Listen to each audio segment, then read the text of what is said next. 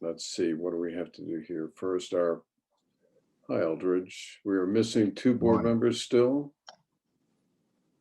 but I have Ian Milliken, Gary Armstrong, Eldridge Coles, and myself. This is Ben Campbell and the staff of GRTC and our attorney. Wonderful to have you all here. Are there any you got to read something, Carrie, right? Good morning, Mr. Chair. That's correct. And good morning, everybody. I do need to read the public announcement for this meeting. This meeting is being conducted virtually in compliance with City of Richmond Ordinance number 2020-093. The public notice, meeting agenda, and agenda attachments for this October 26, 2021 standing meeting of the boards of GRTC, RideFinders, and Old Dominion Transit Management Company were posted on October 22nd, 2021 at ridegrtc.com. Per the meeting notice, all written comments received via email by Carrie Rose Pace prior to 5 p.m.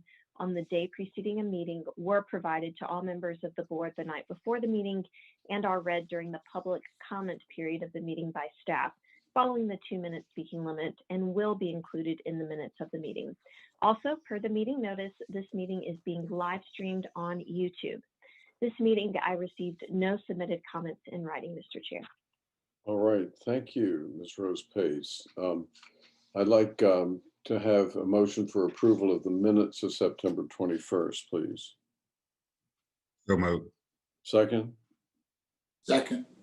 Been moved and seconded that we approve the minutes of September 21st. No additions and corrections? All in favor say aye. Aye. All opposed, the minutes are approved. And now we have a development and engagement report. And Adrian's not here, right? Adrian is currently on leave, and congratulations to her and her family are in order on the beautiful baby boy. Absolutely. Congratulations, Adrienne. Hi, Danny. Morning, John. So who's doing this then? Let's see. It will go directly to Ms. Rose Pace. Okay. Carrie. Good morning again, everybody.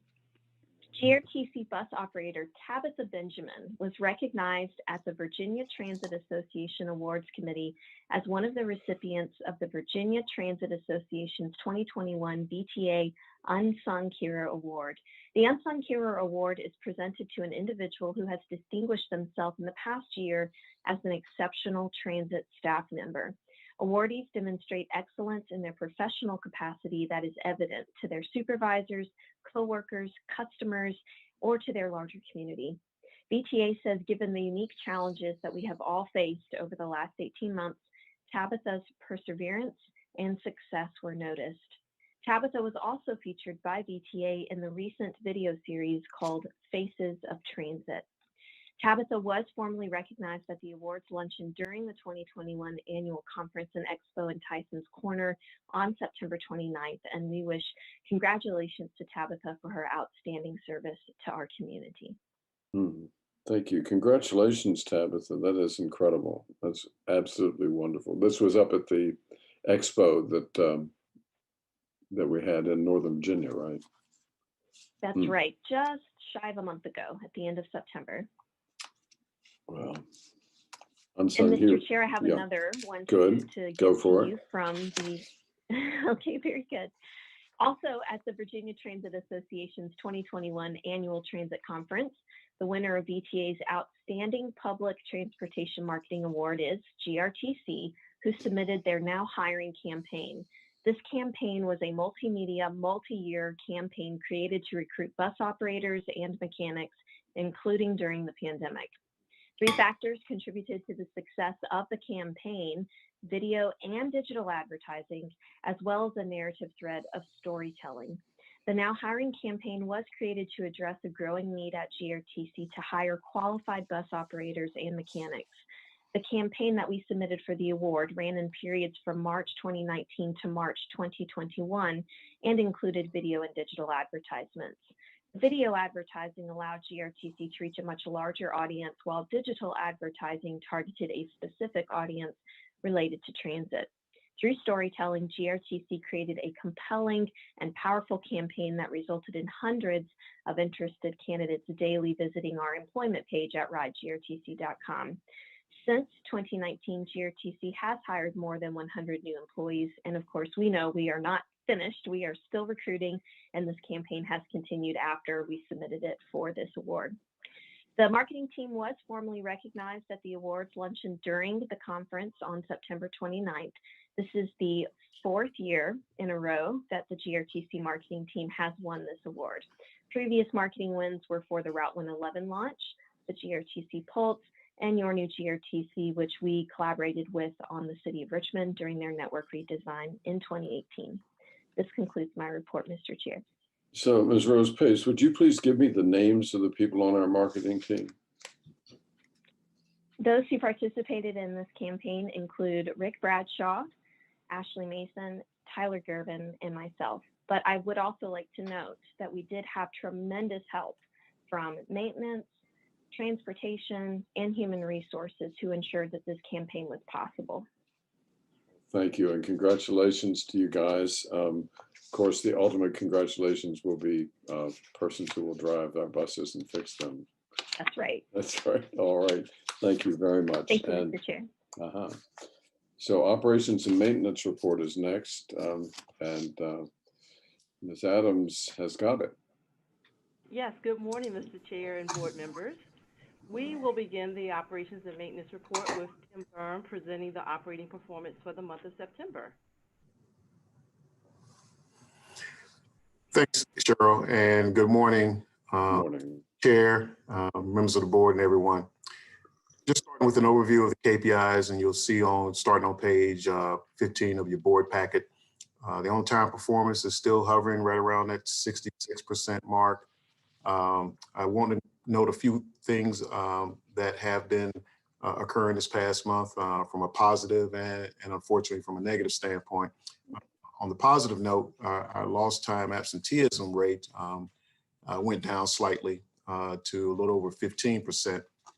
But our lost trips, you may notice we're back up, took a spike of over 2,000. And the main reason for that is that we, during the schedule change that occurred on September the 12th, the number of runs were reduced to 215 to try to offset the number of operators and the manpower issues we've had. But unfortunately, what resulted in a disproportionate number of open, or what we call trippers, that have to be covered each day. And as a result, we've had a higher number of open work each day that we've had to cover. We're still doing it with overtime and with supervisors, but that is the reason for that spike. And you may also notice with the customer service graph, similar effect. Our number of valid complaints almost doubled, mainly due to customers calling about status of their ride and so forth. So that was a fallout as an effect of that. With specialized transportation, that also took a bit of a hit as well, right around 82.5%. We've had conversations with First Transit on what they're doing to address that. And they have brought on a user partner that we already are familiar with on our care on demand side. And they are helping out with the capacity constraints that they have to hopefully get that number back up on a positive note as well. Staffing, we're at currently at 257 full-time and 20 part-time operators. We have 6 operators that graduated this past month and are now in revenue service. And I want to just piggyback for a moment on what Carrie had stated as far as the reward goes with the advertising and so forth. Because of those efforts from the marketing department, as well as from human resources, Melissa Shelton, our primary recruiter, and we've also done some things as far as modifying our hiring criteria. We now, for example, are admitting new operators who can come on board without an actual CDL. Before, they had to have at least a CDL learners. But if they meet all the basic criteria, pass the interview and so forth, we'll bring them on even without a CDL learners. We now have an arrangement with the DMV that we can do the actual written portion to get their learners on site. So we've hired several individuals as a result, and what they can do is once they're hiring and start, then we have already set them up to take the learners test the first week of training. And on a positive note, we have 11 operators that started yesterday with the new class. The first time we've had double-digit numbers in a new operator class since before the pandemic. You know, the month or two before the pandemic was the last time we had a double-digit class. So we're already seeing the fruits of that labor, marketing department, human resources, and so forth. But Mr. Barham, what you're saying is that when we accept a person into the program, they are being paid while they're doing their training. Yes, that is correct. They're paid from day one. Right. Thank you. And welcome, Mr. Braxton. Sorry about that. Some technical issues. I still may have to turn the camera off for a second and work on a couple things. Okay. Please go ahead, Tim. Oh, sure. No problem. And also the signing bonus that has been implemented as well, both for operators and mechanics. And Tony can tell you in a few minutes about how we have gotten some more mechanics in as well. So we're starting to see some positive trends in those areas, and we hope to continue in the future. And unless there are any other questions, that concludes my report. Any questions of Mr. Barham? Thank you, sir, for good work.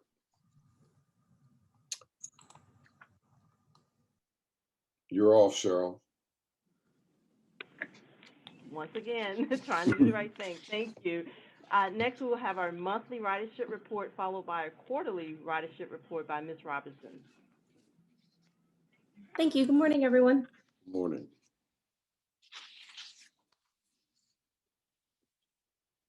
I will start here with our monthly ridership report for September 2021. So our total fixed route for September was 720,673 riders. If we break down just the local fixed route, we have 563,040. That's up 2.3% from last month, 4.5% from September 2020, and we're within 1 percentage point of our pre-COVID pandemic numbers, which is great. I did want to highlight we are down 33% from last month on our express routes. So this is a combination of the Delta variant and the end of reporting for the consolidation for the Henrico Express routes. So the 23, 26, and 27 were consolidated with Route 29. And I do have another graph that kind of shows that a little bit better. So but I wanted to see if there was any questions on this report before I switched.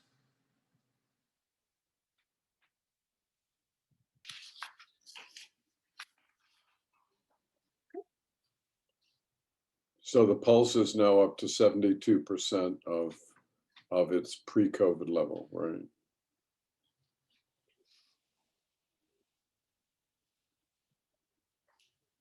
So that's express routes is the 72. The pulse is down still about 29% from September 2019. Right. But we are at an increase from 2020 and last month as well. Thank you.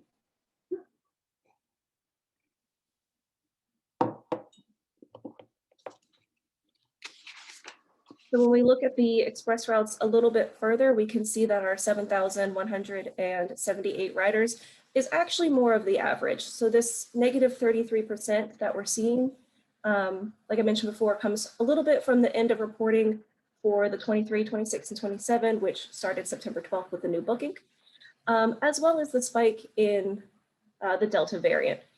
So we can kind of see where it comes to fruition and our ridership just drops down, which has been pretty typical of the COVID spikes as we've moved throughout the pandemic. How do you understand that high point of 10,000?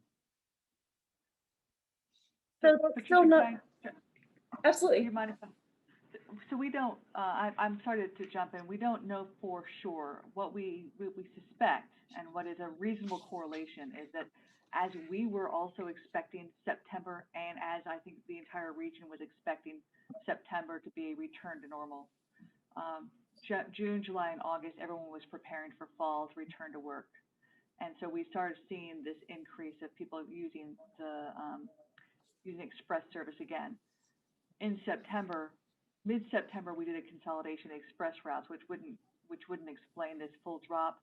So what our belief is that chances are that the same thing that we felt in September, everyone else was feeling in September, is that when the Delta variant started to hit very hard, people quickly went back home.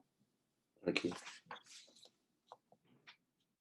And we have now consolidated 3 or 4 routes together, the express routes. We did do that. Mhm. And I think that we have some other numbers that that Patricia can show that shows that we did lose some amount of ridership during that consolidation, which also is surprising that people who were in their cars who went to a park and ride might have chosen to continue in their car rather than go to another park and ride to use the bus.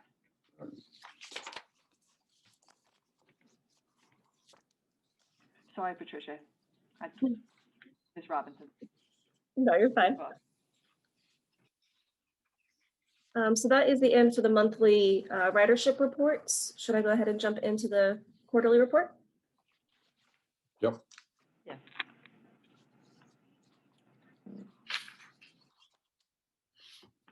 All right, so this is our FY22 Q1 productivity report.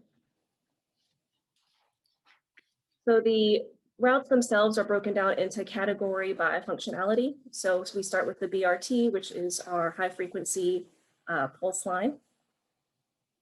So we can see here that we are up between Q4 and Q1, 19% on the pulse. We did have VCU students come back on August 17th, so that spike was anticipated. Our next categories are arterial routes that cover more than 50% on a major corridor or thoroughfare. For these routes, kind of the ones that stand out the most are the 5, which is also most likely due to the students returning, as well as the 1A and the 3A all had increased ridership. When we look at their productivity, we can see that the 50 is the only one that flags in the lower percentile for passengers per trip, but it is up 8.4% from last quarter, so that's a good sign.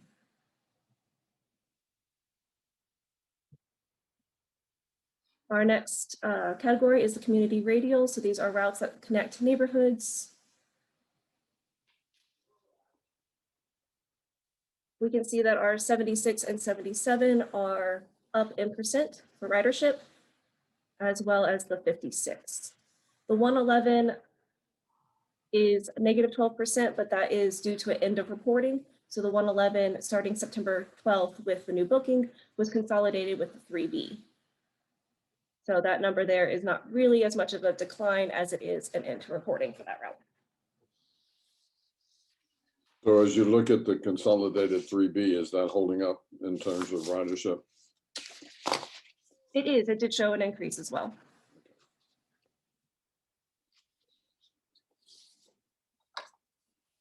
I will note that even though our 76 and 77, they have had increased passenger per trips and increased ridership, they are still showing in our lowest percentile for passenger per trip. There was a realignment to the 77 in September, taking it off Grove for a small portion and aligning it with the 5, which might be a little bit easier access for VCU and U of R students.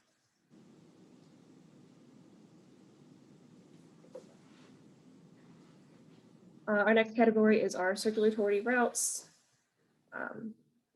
These are the ones that have an endpoint at an activity center. So for these routes, there weren't too many that actually kind of stood out. We have our 18 and our 4A with an 8% increase overall. And then for productivity, last quarter and this quarter, the 88 has flagged in both instances as being a lower producer for passengers per trip. It is up 1.8 percent from Q4 to Q1. But this one is kind of indicating to us that this is going to be a good conversation for microtransit. We know that the 88 is almost exclusively used by Philip Morris and their employees. So this might be an opportunity for us to reach out and see how we can better service them. That ridership just isn't there overall. Our next category is our express routes. So this is the one I wanted to talk about, this screen and the next screen on productivity for the 23, 26, and 27 especially. So we are down between Q4 and Q1 on those 3 routes. And we have increased ridership, or excuse me, revenue. Excuse me. We do have increased ridership at 34% on the 29 between the quarters. So we decided to consolidate the 23, 26, and 27 to just the Gaskins Express. So the 29 did have increased trips, starting the new booking on September 12th to accommodate for that. And then when we look at this next screen, for passengers per trip, you can really see the low numbers that the 3 express routes were running. So the 29 has always proven to be the stronger of the Henrico Express routes and the most utilized. And if I might jump in, just to remind that these are the ones that are in red, the 23, 26, and 27 as of the end of September, as Ms. Robinson stated, were consolidated. This is the kind of information we use to make those decisions.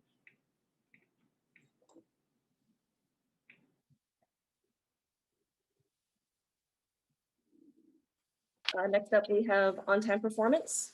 So we are still at 66%. We were at 66% last quarter. We're up 0.2% this quarter, so still at 66. We can see this frequency chart breaks down the late versus early. Just to remind everyone, the trips are considered early if they're more than 1 minute early, and they're considered late if they are greater than 5 minutes late. We do know that the majority of the late trips are construction and detour based, which are out of our hands. So we're taking an extra effort to focus on this early section.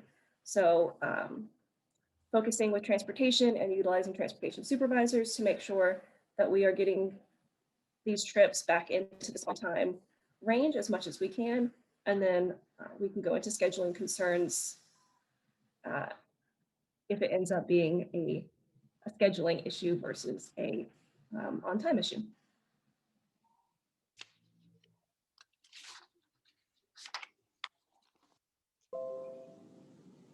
And that concludes the productivity quarterly report.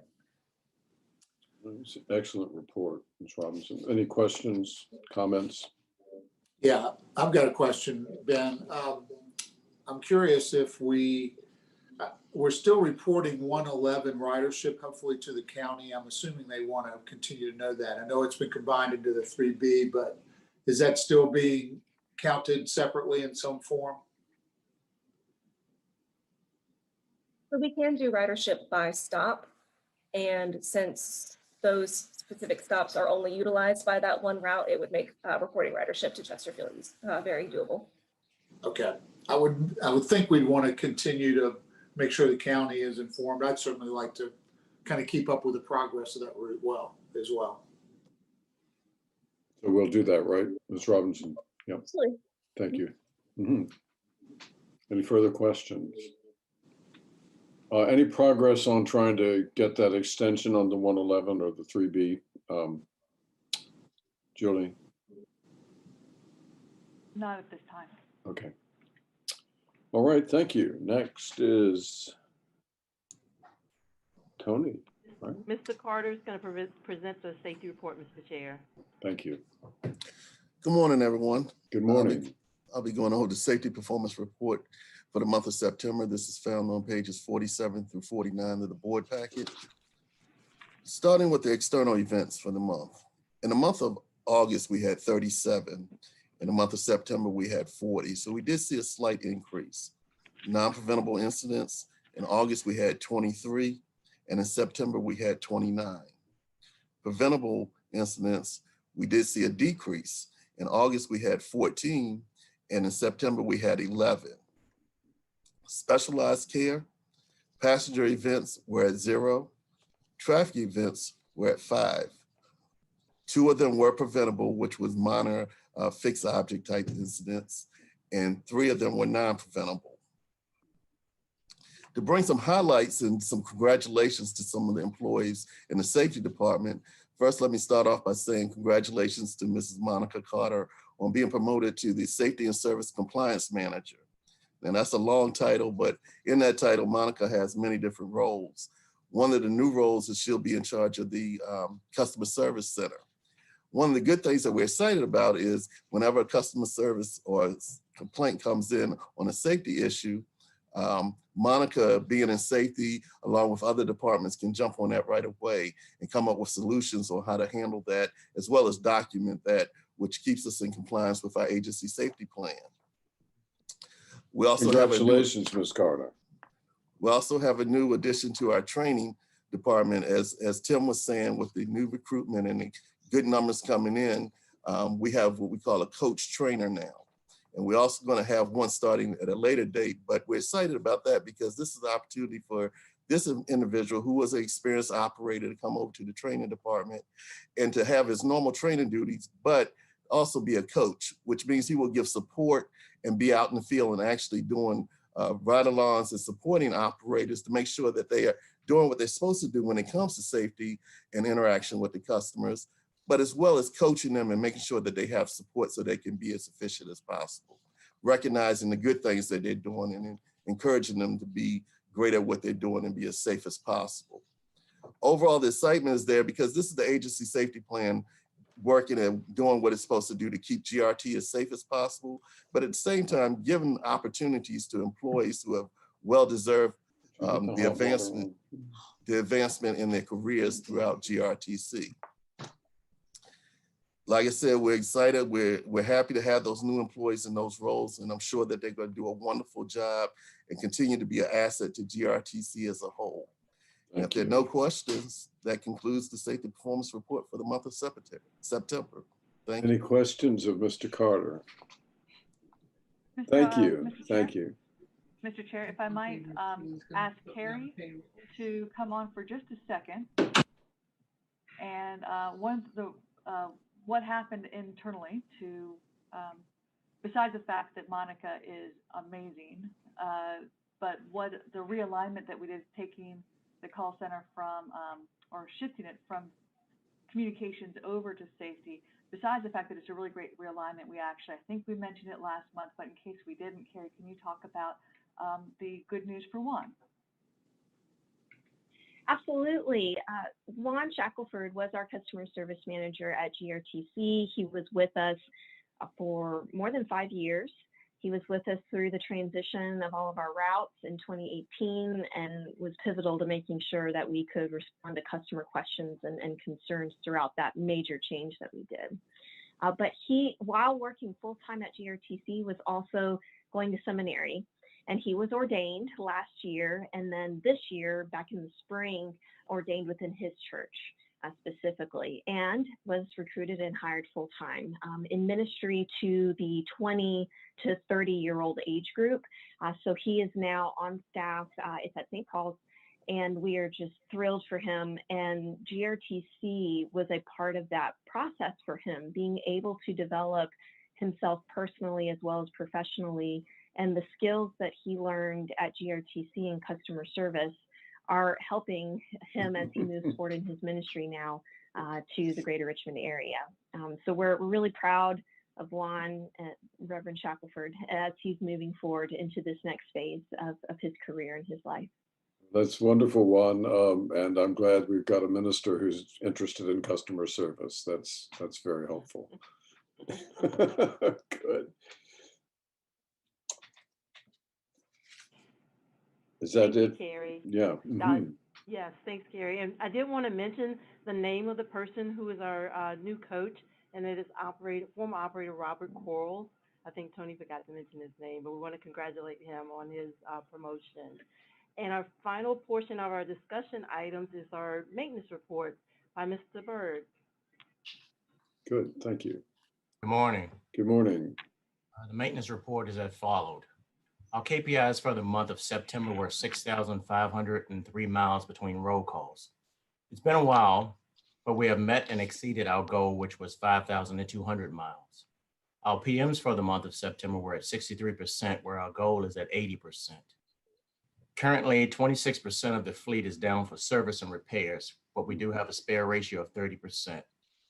I've had a conversation with the city of Richmond as well as Greyhound about maintenance help, and those conversations are still ongoing. Our maintenance department our manpower in the maintenance department is low, but we have hired 3 techs, one of whom is a very promising young lady, which shows our diversity. GRTC continues to clean and disinfect the entire fleet daily, as well as power wash our bus stops. And that concludes the maintenance report. Thank you. All right, thank you, Ms. Adams, for this work, and Mr. Byrd. I think that's it for this. How about, we got some action items here, right? Yes, sir, we do. Mhm. The first one is the December service adjustment, and Ms. Timmons, Ms. Robinson will tag team and present that. Thank you, Ms. Adams. So last month we did discuss the concerns about our operator shortage and our mechanic shortage and the impact it was having on our service. I think that you saw in the report that was provided by Tim that we are certainly seeing the impact of that. Our attempt to realign the schedule in September to conform to the number of operators we had actually did not solve all our problems. We had a very short window where it seemed to solve it, and then quickly that evaporated.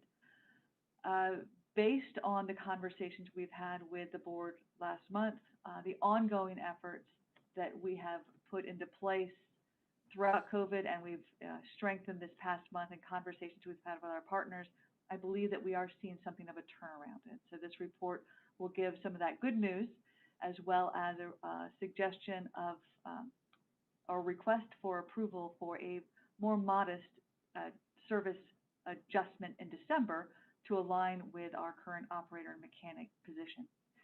So part of, you heard from Tim, is that our current schedule requires 215 positions and left open a significant number of what we call trippers, which is work that is usually filled by our extra board, our part-time staff, and overtime from our current staff.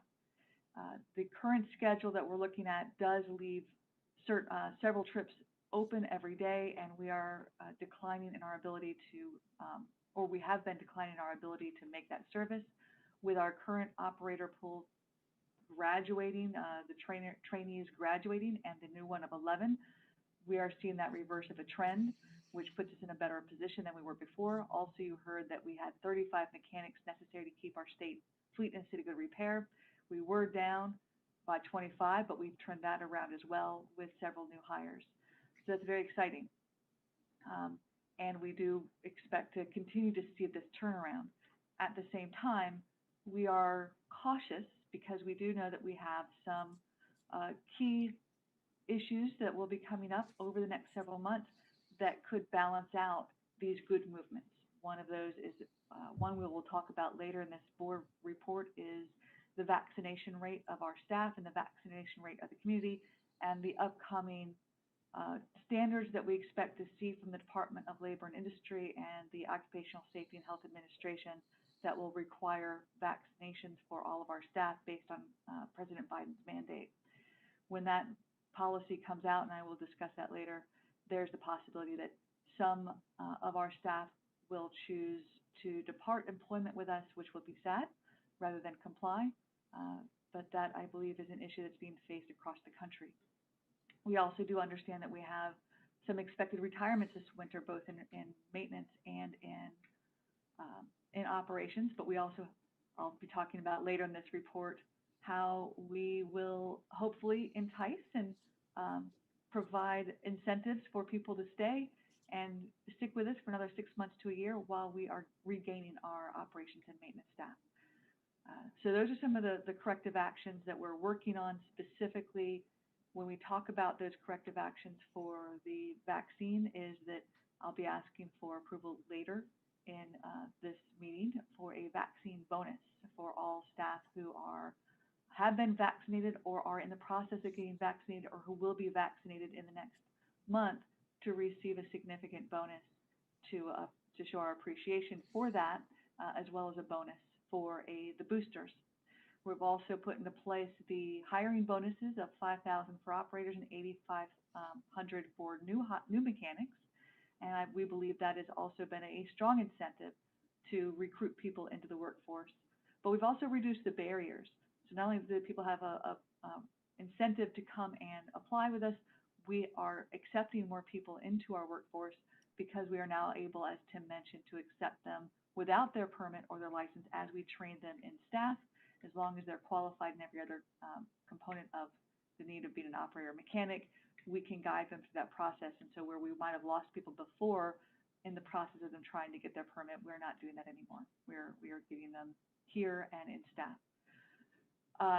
We've also been working with our overflow providers so that when I show you in just a minute some of the suggested modifications to December, we are also in conversations with Uber, and we still need to go through specific contract terms to ensure that what we are doing is compliant with FTA and other federal rules. However, we have seen models similar to what I'm about to show you that have been used across the country successfully. So we are confident that we will be able to come to agreement in terms very shortly on that as well. And it should be a really good pilot for us. With that, I'm going to share my screen and show you what I consider to be a relatively technical document. My apologies for that. We are still in the process of refining this to reduce impacts, but I'll walk you through what this chart means. And it is something of an eye chart. So what this shows you right now is it shows you all of our different routes, whether they are specific within a set jurisdiction, whether they're interjurisdictional. It shows you in September currently what our headways are for each route, what December the proposed headways would be for those routes, what that specific span of services in September versus December, the common name of each route and the number of each route. And then the colors. I love my colors. I think you all know this. The colors that planning are using are that this is what is currently in service today for September. When you see the black is 10-minute service, red is 15-minute service, blue is 30-minute service, and green is 1 hour or 40-minute service. That's what we're running today. And that is what is running with the 215 positions and the 40 plus pieces of open work. In order to have this work for our current staffing levels and our projected staffing levels, you'll see these black X's and these white lines. Those show the proposed modification of service for December. The white lines show a slight reduction in service frequency. So for example, on the route 5, which is the Cary Main Whitcomb, where currently we have 15-minute service through the course of the day with 30-minute in the evening. As you can see here, that would shift to 30 minutes all day. So instead of being 15 minutes, that would be 30 minutes. And you'll see this in several of these areas. The Pulse is another example where it's currently running 10 minutes through the bulk of the day, would shift over to 15 minutes. The dark lines or the white lines show the reduction. And this shows that it would be going from that 10-minute to that 15-minute service frequency. Now, in order to make this work, we also are looking at several routes where those routes might start a little bit later in the day or end earlier in the evening. These are routes that have on average 3 or fewer passengers during those trips.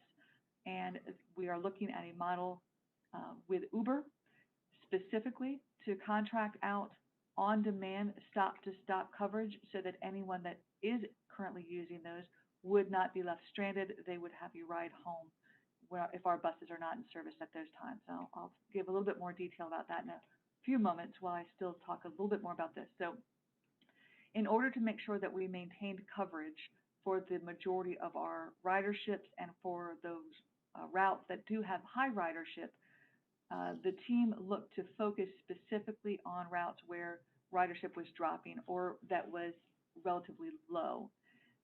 And that's where you see these reductions. Any areas where ridership was very high or was a lifeline service, we tried to not reduce that service more than necessary to meet our operator threshold. where I said the prior one, without the white lines and the X's, had a service of 215 with 40 or plus open works. This gets us down to approximately 202 with no open work. So we would be able to put this service out with our current complement of operators, plus the operators that we have coming on with through our recruitment, and also to be able to account for the ongoing pandemic issues that are affecting the fleets across the country. So this is the proposal that we have on the table for December. We would, to go a little bit more detail into the Uber model, what we are proposing and what we've discussed with Uber is an on-demand service that would operate potentially between 11 p.m. and 3 a.m. and potentially between 5 a.m. and 6 a.m. We're also discussing with them a possible pilot that would continue service in that 3, 4, and 5 a.m. time period where we don't normally have service, to see whether or not there's a demand for it. That is a pretty exciting potential that I'll talk about next month if Uber has the capacity to provide it.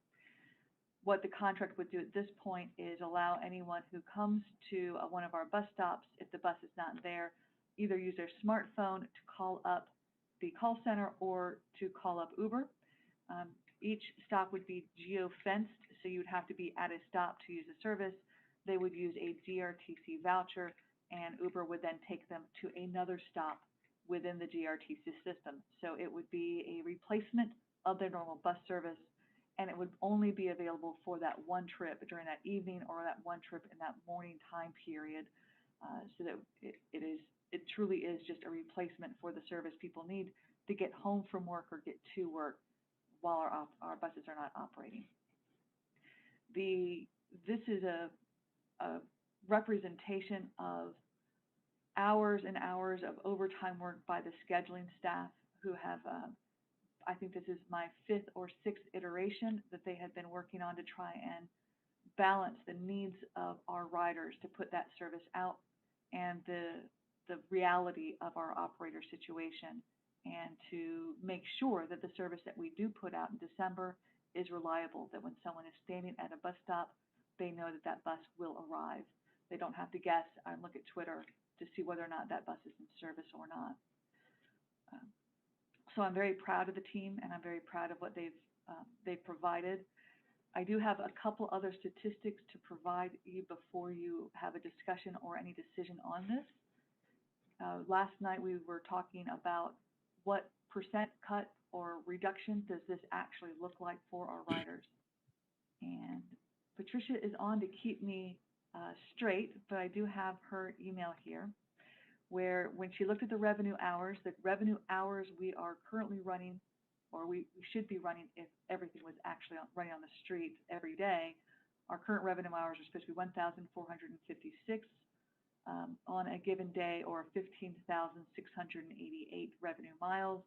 I shouldn't call them revenue, I should call them service now. The December cut of revenue hours, or the shift, is approximately a 16% shift. The miles is approximately a 10% shift. It actually probably would be greater, but we've already done those realignments with the Enrico route and the express routes in Chesterfield to be able to reduce the service to unproductive routes in those. So we really are at the last bit of what we can do to maintain that service with the most modest cuts we could put in place. They really are those trips that were the least productive, and I think that what I'm seeing from Patricia is that we were able to put, by the work of the scheduling team, several more trips back in place than what they had originally been showing me. So again, very, very proud. They're continuing to work.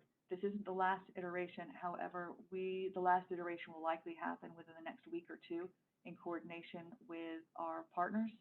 And the request that we have for the board today, specifically, and I'll read it, is that the Board of Directors approve the recommended service changes for implementation in December of 2021, and further that the board approves the CEO to make minor adjustments to this plan to balance our available staff and vehicles and to maximize service coverage for all riders. I will continue to go into negotiations with Uber and would bring that contract to the board in November. And unless there are any questions, that will end the detailed portion of this report. And Patricia and I are ready to answer any questions you might have. Thank you for that careful work. Any comments or questions from members of the board? Should we be able to beef up our staff? Would we make changes to bring some of this back or make changes? Or is this going to be kind of a see where we are after a certain period of time if we need to make any changes relative to increasing the headway or whatever? It can be, and the scheduling team can give you a lot more detail on this. I know that Eldridge can, Mr. Coles can as well. The planners, the hope is that we would see enough of a retention of our current operators and the recruitment over the next couple of months that this reduction would only be in place for 3 months, that we would be able to come back with our March service change and start building our service back. Mid-service cycle additions can be very problematic as the union needs to be able and the staff needs to be able to select those shifts. But if we find that we do have a significant number of operators between December and March, we can certainly work with the union to put interim frequencies in place in between, just so long as it doesn't disrupt the service for our riders in order to add kind of that service back. When you add in a route or you add in service frequency, it can, in order to maintain headways, it can disrupt the headways for the entire line, which is why we do these only at 3 times a year when we do our service changes to keep that reliability for our riders. And Patricia and Ms. Robinson and Mr. Coles, I appreciate any clarification if I may have not stated that clearly.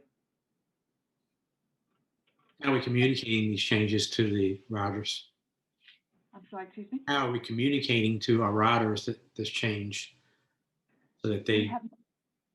Yes, we have not yet because it's not approved. But the reason why we have these conversations now is twofold. One, because it takes time for us to develop these schedules and to put it out for our operators to pick.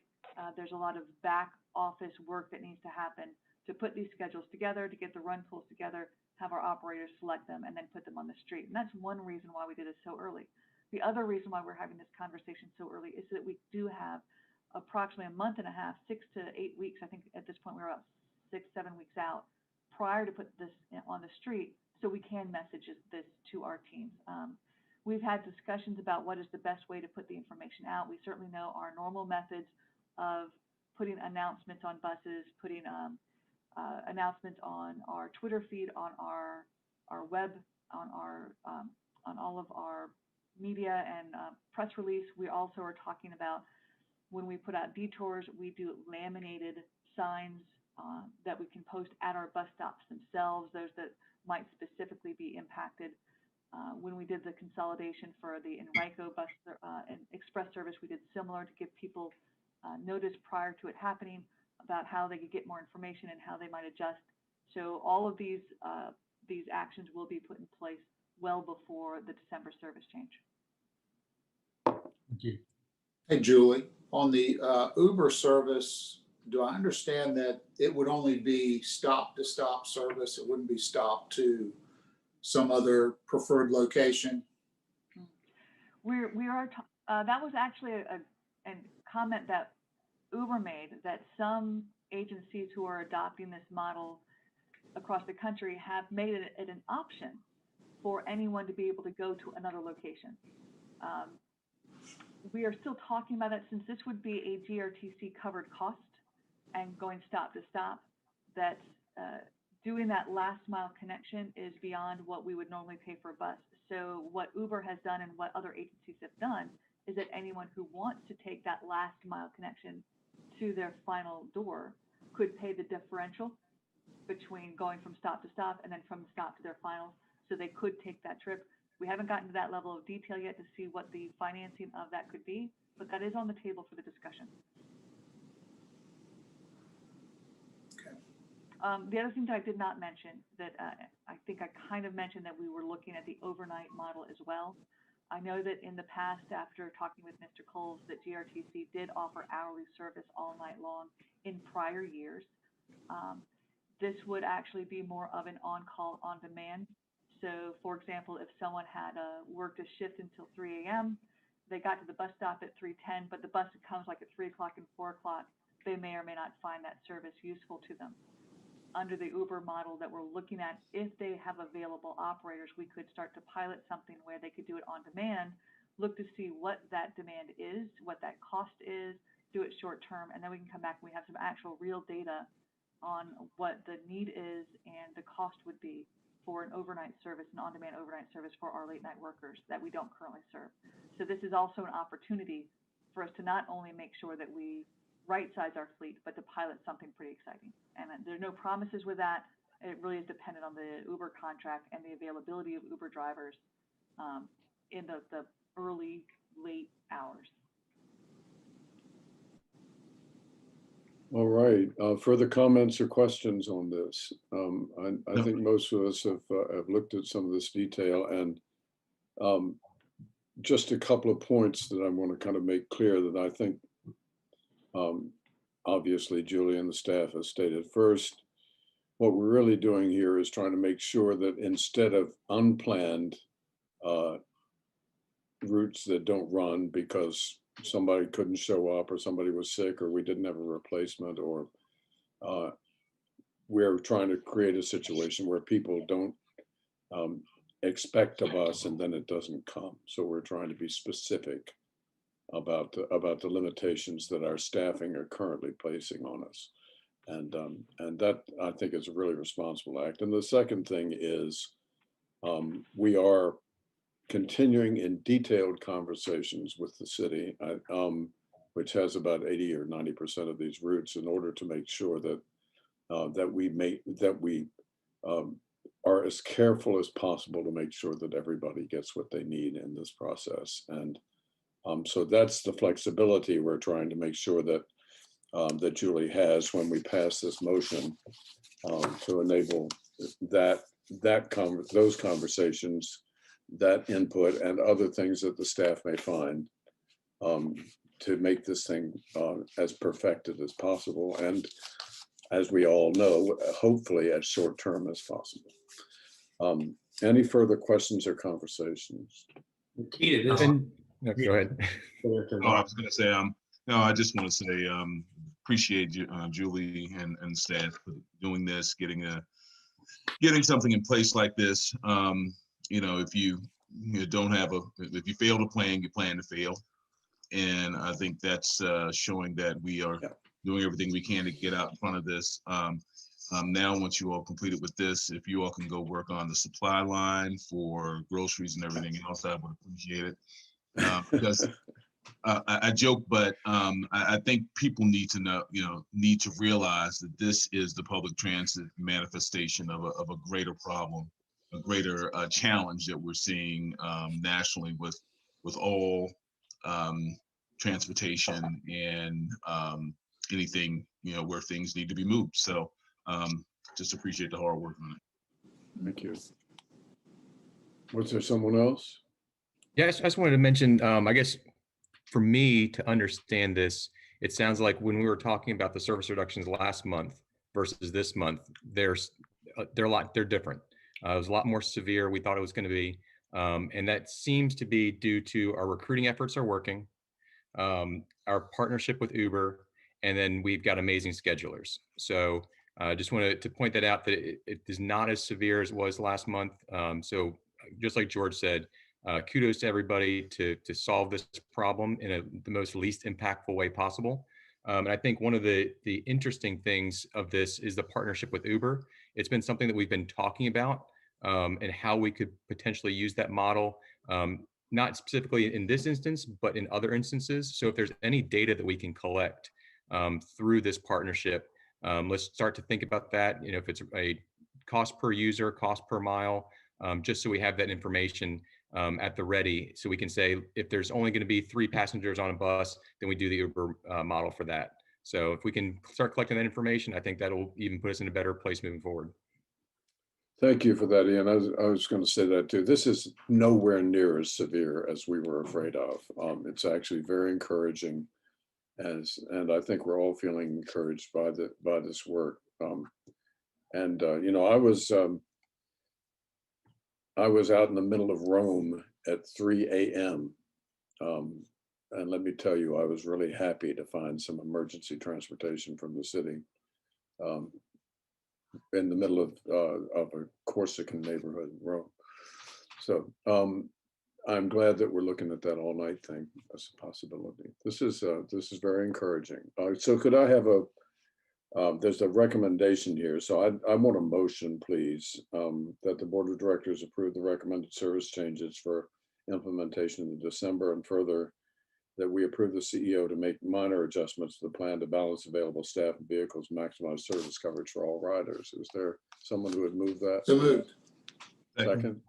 All right, you've heard the motion. Any further comments or discussion?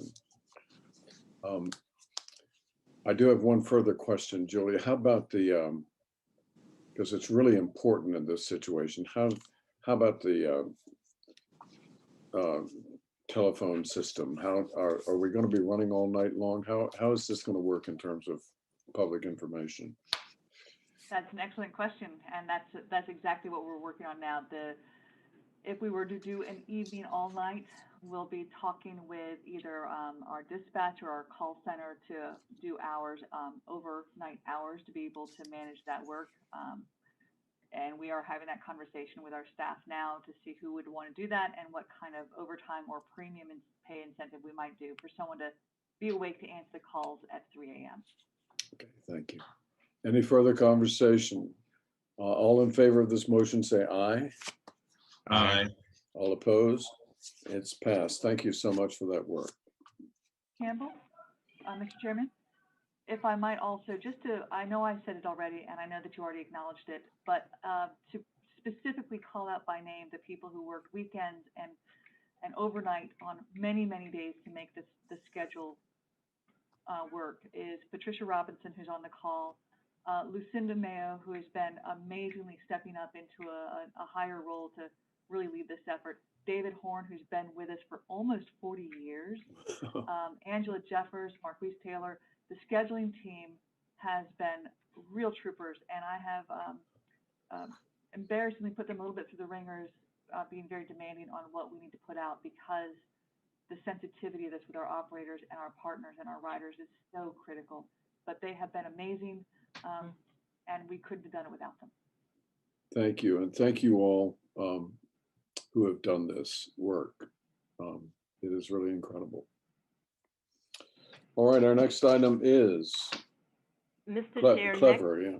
Oh, I apologize. I was Go saying for it. next we have two technology action items that Mr. Taggart will present for our new vehicles.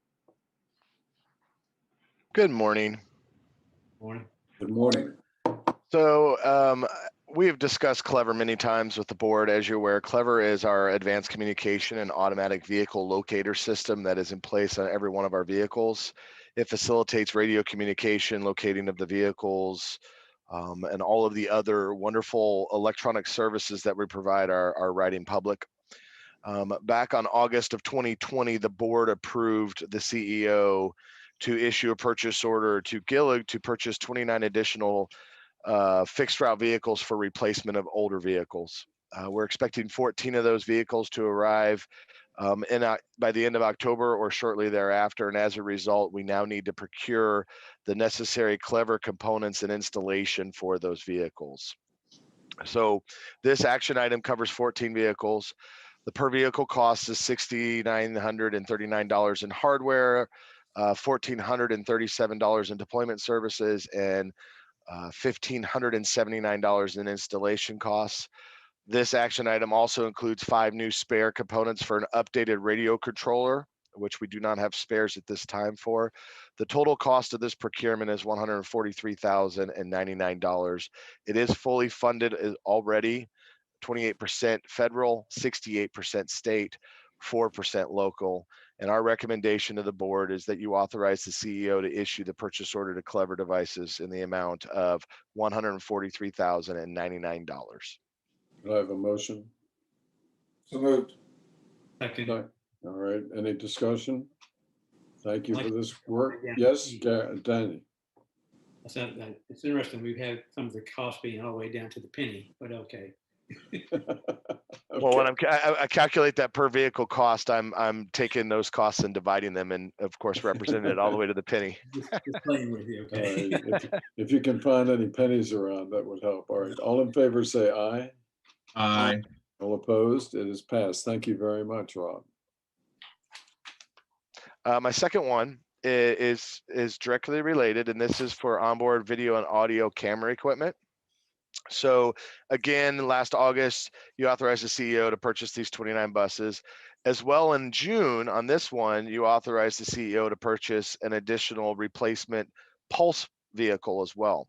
These vehicles are coming in, and kind of like our Clever system, for our safety initiatives and requirements, all of our vehicles are equipped with the cameras and the digital video recorder. This action item is to procure and install that necessary equipment on these vehicles. And the per vehicle cost on this one, equipment and warranty, is $8,210.27, and installation is $1,138.67. This as well is fully funded with federal, state, and local funds, 28, 68, and 4%. And our recommendation is the board authorize the CEO to issue a purchase order to Illuminator Apollo Video Technology in the amount of $140,234 for the purchase and installation of this onboard camera equipment for the 15 vehicles. Thank you. Motion, please. So moved. Second. Second. All right, it's been moved and seconded that we approve this purchase. All in favor, say aye. Aye. All opposed, motion is carried. Thank you very much, Mr. Taggart. Thank you. All right, Mr. Chair, this concludes the operations and maintenance report of the board meeting. Thank you, Ms. Adams. Mr. Zinzarella, you're next, I believe. So, morning, Mr. Chairman and members of the board. I'm going Morning. to share my screen. Okay, we're on page 56 in the deck here for the August 2021 financial report. So we're going to hop over to page 57, and this is the source of funds. For the 2 months ended August 31st, 2021, revenues are unfavorable to budget in the amount of $1.18 million, and that's comprised of unfavorable directly generated revenues, which $72,000 of it is in the passenger fares. This is driven by the VCU contract. The month of July still had the reduced subsidy, had the subsidy applied to it due to the 12-month period when they didn't have students. So the budget didn't contemplate that. So that's what that unfavorable variance is generated by. And also contributing is the other agency revenue is as timing of advertising revenue versus the budget. Local government funds, budget of $5.38 million are basically on track. This is our operating contributions from the city of Richmond, Chesterfield, and Henrico. And state governmental funds slightly unfavorable, about $40,000 on a budget of $2,050,000. Basically just some timing, ebb and flow of the budget calendarization by actually coming in. On the federal funds, unfavorable variance about $974,000, and this is, as we have said in the past, is a function of the operating expenses, which you'll see in a few minutes. The operating expenses year to date through August are favorable about $568,000. So that's pretty much the rationale or the reason behind why the federal funds revenue is unfavorable. In addition, as I know that there's an agenda item later that Julie is going to talk about the programming of the COVID relief funding. We have not utilized any 5307 PM flex funding in these revenue streams as we're doing a consolidated projection, including the COVID funds. As you can see, the CARES Act funds are slightly favorable, 109, because and that was just a function of utilizing the COVID expenses as for the revenue items that cover the expenses. So John, are you saying that we're actually going to get less money from the feds because we had a lower ridership? No, this is we have the amount. We have the funding. It's the programming. In the 5307, it's the question is if we need to flex the 5307 for preventative maintenance, or do we let that remain there in for capital expenditures. and utilize the COVID relief funds. And that's, the agenda item coming up. So Okay. this is 2 months of data point. We're still, we're still analyzing. I think there's no concerns on my part as to our funding that's in place. That's just, kind of an exercise as we're looking forward for fiscal 23 is, crystallizing our budget calendarization process and so forth, and tying in the forecasting for the various COVID relief funds that were awarded to GRTC, which need to be programmed.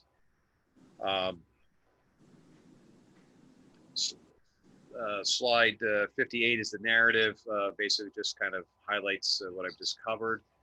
The operating expenses in slide 59 is the eye chart, but we've broken it down in slides between 60 and 69. So looking at slide 60, you'll see that actually on the bottom of slide 61, you'll see that the operating expenses are favorable to budget by $568,000 on a budget of $9.9 million. The components of this, last month we talked about labor was unfavorable last month for the 1 month of July. However, it's turned to positive $200,000 in August. As we spoke about last month, the essential operator bonus that was paid in the month of July, the company match for the pension plan was a July expense, which was rather significant. You still see that through 2 months of August, it is still unfavorable by $90,000, but it's going to mitigate over time as we have favorable headcount. As you can see that we have positive $200,000, which is offsetting the unfavorable retirement pension expense, primarily in the operations / maintenance. Those were the majority of the recipients of the essential employees bonus. And as you can see here in the middle on the salaries and wages, non-revenue vehicles, there's $198,000 favorable in salaries, as well as the operator salaries and wages are also favorable. And that's a function of vehicle operations. Budget is 18 headcount favorable on the personnel budget of 331. Similarly, in the vehicle maintenance and facility maintenance, there are 12 positions favorable on a budget of 77. The balance of the favorable salaries are in the administration. This is also generated by favorable headcount versus budget. Going down further, you'll see that also services line is 178,000 favorable. The bulk of this is basically building maintenance, and that's the timing of the project versus the way the budget was calendarized. Materials and supplies consumed is favorable about 215,000. Once again, it's driven by favorable fuel, lubricants, and tires and tubes, as well as the vehicle materials. This is timing versus the budget calendarization. And as I said, we're going to look into this and see if we can crystallize this for 2023's budget as well. Casualties and liability costs, there's an unfavorable variance of 212,000. There's nothing that's of concern here with regards to the business. It was more or less a booking of the annual provision for uninsured, as well as payment of some of the premiums of the policies. Being a mid-month quarter closing, it wasn't put up into a prepaid or so forth. So this, I'm not anticipating any issues with this. Is more or less an accounting issue that we'll take a look at going forward. And purchase transportation services favorable 167,000, and that's a function of demand. And the miscellaneous expenses, that's basically here we are in the first 2 months of the year. It's renewal of memberships, which will not a concern, but the full year budget deficit will mitigate over the next coming months. Moving over to slide 73. The income statement, as we had shared, is the net operating revenue is unfavorable 1.179. You can see the components. Operating revenue, the 129,000 unfavorable. The passenger pass program, VCUs, is the subsidy for the month of July, and then you can just see the advertising revenue is the other component. Not concerned about that at this point. It's more or less the calendarization of the budget versus actual.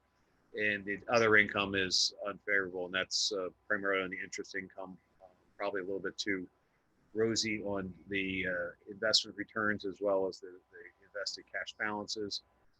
In the operating contributions, as we discussed previously, you can see that primarily it's $1,084,000 is the federal, with which 568,000 is due to favorable operating expenses. The balances, as you can see down here on the bottom, the budget calendarization contemplated a surplus of 611. In actual, with using the COVID funds, we're at a neutral change in position. So the combination of the favorable operating expenses plus not having a favorable position is the result of the deficit in the federal revenues.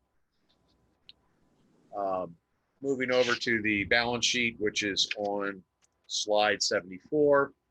The columns here is the month of August, the prior month of July, and June 30th of 2021. As you can see, increasing cash line. This is a function of the collection of the operating contributions that are billed quarterly to the city of Richmond and Henrico, as well as monthly to Chesterfield. As you can see, that correspondingly, as the cash went up, our accounts receivable balances have come down. From primarily from July, when we invoiced for the first quarter of 2022 fiscal year. Pulling out other things here, pretty much you'll see the restricted funds, the CBTA special fund. You'll see a reduction that is more or less from the June 30th balance to July. That's basically the drawdown and funding of the first quarter of 2022 for operating and capital needs for CBTA. Those are the kind of the call outs here on the balance sheet. Overall strengthening of the balance sheet. Moving over to slide 75 on the cash flow.